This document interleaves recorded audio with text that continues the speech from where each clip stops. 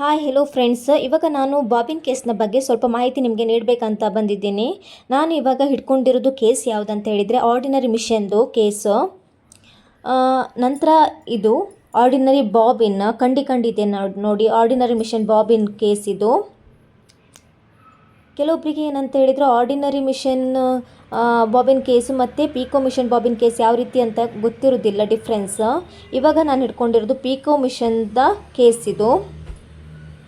ಈ ರೀತಿಯಾಗಿರುತ್ತೆ. ಇದು ಪೀಕೋ ಮಿಷನ್ನಿನ ಬಾಬಿನ್, ಇದು ಪೀಕೋ ಮಿಷನ್ನ ಬಾಬಿನ್ ಕೇಸು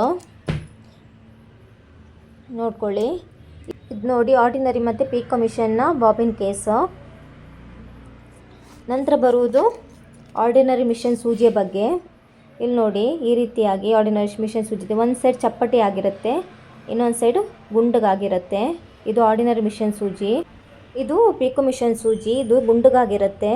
ಮತ್ತು ಈಗ ಯಾವ ರೀತಿ ಯೂಸ್ ಮಾಡೋದಂತ ಯೂಟ್ಯೂಬ್ ಚಾನಲಲ್ಲಿ ನಾನು ಹಾಕಿದ್ದೀನಿ, ಚೆಕ್ ಮಾಡ್ಕೊಳ್ಳಿ.